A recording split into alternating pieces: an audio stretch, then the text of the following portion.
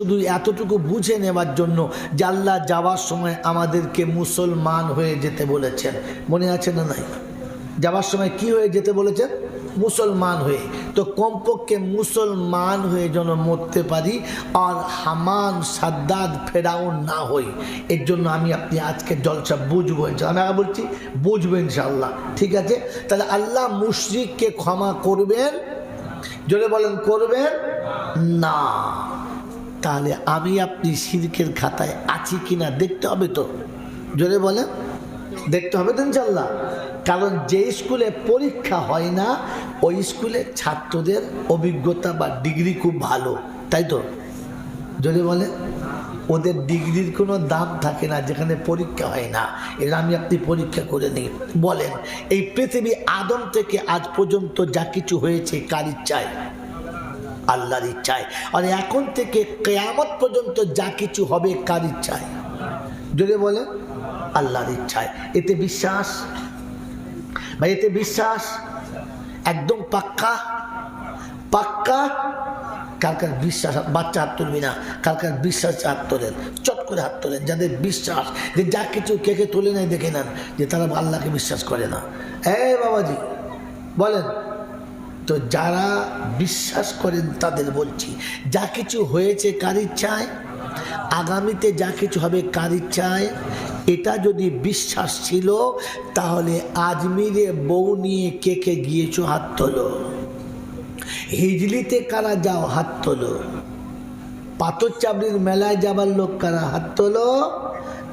বাবাজিরা আপনার তো বিশ্বাস আছে যা কিছু হয় কার ইচ্ছায়। তাহলে তোমার বাবার ইচ্ছায় কিচ্ছু হয়? জোরে বলো না। তাহলে ছাগলটা ওখানে কেন জবাই হলো, মাদ্রাসায় কেন হলো না? খাস চালের খিচুড়ি ওখানে কেন হলো, গরিবের জন্য কেন হলো না? দেশে কি মসজিদ মাদ্রাসা ছিল না? মুখে বলেন আল্লাহর সঙ্গে কাউকে শরীক করি না, আর দামি চাদরটা মাটির উপরে বিছিয়ে দিলি, সারাটা মৌলবীর মাথায় দিলি না। আপনি মরার আগে মুশরিক হয়ে মরেছেন, জানতে পারতেন? মুশরিকের দাড়ি ছোট হবে না, আমার থেকে বড় হবে, মাথায় পাগড়ি হবে, পা পর্যন্ত জামা হবে, আর মরার সময়তে বেঈমান হয়েই কবরে যাবে, কারণ আল্লাহর সঙ্গে শরীক করে মরেছে। মুশরিকের জীবনে তওবা নসিব হবে না, আর তওবা নসিবে না হলে কলমা নিয়ে কবরে যাবে না। মেরে মোহতরম দোস্তার বুজুর্গ আল্লাহওয়ালা ভাইরা হাত তো তুলে ফেললেন ঝাড়াম করে যে হ্যাঁ আমরা বিশ্বাস করি। কই আপনার বিশ্বাস? কথা বোঝার চেষ্টা করবেন, কাল চলে গেলে যেন উল্টো কথা বোঝাবেন না। আল্লাহ পাক রব্বুল আলামিন বলেছেন আমার সাথে কাউকে শরীক করবি, যদি বলেন যেটা আমি পারি ওটা আর কেউ পারে। আমার রোগ হলে সুস্থ করার মালিক কে? জোরে বলে তো। পাথর চাবড়ির বাবা কে? আমার বিবির পেটে বাচ্চা না এলে বাচ্চা দেওয়ার মালিক কে? জোরে বলে আল্লাহ। তো তাহলে আজমিরের বাবা কে? আমার দোকানে, আমার চাষি, আমার গাড়িতে, ব্যবসায় উন্নতি আর অনুন্নতির মালিক কে? জোরে বলে তো। মাঝখানে ঝুলিয়েছে যে মালা, ওটা কে? মুসলমানের ছেলে গাড়ির হুডে লিখে দিলে, দরজা লিখে দিলে KGN, তার মানে কি? হ্যাঁ মাল জানে বলে বলেছে খাজা গরিবে। জোরে বলে আমার বাড়ির মঙ্গল অমঙ্গলের মালিক কে? তো KGN এটা কে? KGN মানে কি? ও বলে কি খাজা গরিবে না, KGN মানে হলো কোনো গ্যারান্টি নাই। এই যে মুসলমানের বাচ্চা, এর কোনো গ্যারান্টি। এই যে একজন ইসলামওয়ালা ঈমানওয়ালা, এর কোনো গ্যারান্টি। বোকা কোথাকার। এই জন্য শুনে রাখেন, ঠান্ডা মাথায় ভাবেন আর জমা রাখেন যে মরার আগে যেন মুশরিক হয়ে মরি না, কারণ মুশরিককে আমার আল্লাহ ক্ষমা করবেন। যদি বলেন না। বাবাজিরা, আমার আল্লাহওয়ালা ভাইয়েরা, জ্ঞানীজনেরা, বুদ্ধিজীবীরা, আমার সোনামণির মায়েরা মনিরা, আল্লাহ পাক আপনাকে আমাকে ঠান্ডা মাথায় ভাবার তৌফিক দিক। বলেন একবার ঠান্ডা মাথায় বলেন, ফেরাউনকে সারা পৃথিবীর মানুষ ভালো চোখে দেখে না, খারাপ চোখে? ভাই কথা বলেন কেন? তিনি দাবি করেছিলেন আমি আল্লাহ। হ্যাঁ না না?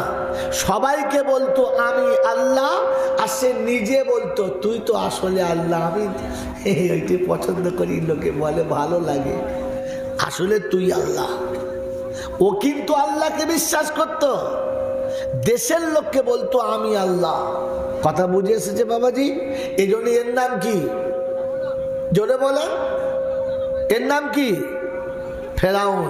তো আপনি আমি যারা বসে আছি, মরার আগে বিচার করে নিই, আমার নামটা ফেরাউনের খাতায় যায় নাই তো?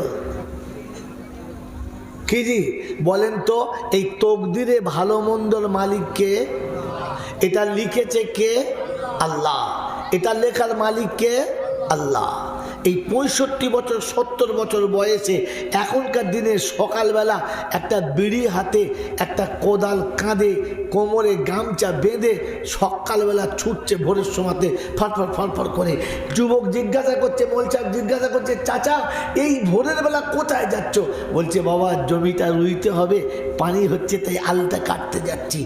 এত বুড়ো বয়সে তুমি যে মরে যাবে, কি করবি এত টাকা? তো বলছে বাবা দুটো ছেলে আছে, ওদের ভবিষ্যৎ কিছু করে দিয়ে যাই, কোনদিন তো মরেই যাব, তাই ছেলেদের ভবিষ্যৎ করে দিয়ে যাচ্ছি। ভবিষ্যতের মালিক কে? আর এ কে? ভবিষ্যতের মালিক আল্লাহ। আর যে কোদাল নিয়ে ছুটে যাচ্ছে এটা কে? ফেরাউন। মাল আল্লাহর তকদির লেখা আছে, ও আবার তার উপরে কলম চালাচ্ছে, ছেলের ভবিষ্যৎ আমি করছি। ছি ছি ছি ছি ছি ছি। বাবাজিরা, ফেরাউন বলতো আল্লাহ তুই দেখিস যেন আমার বেইজ্জতি না হয়, আর এদের বলতে আমি আল্লাহ। তাহলে ও আল্লাহ বিশ্বাস করতো, কিন্তু নিজে আল্লাহ সাজ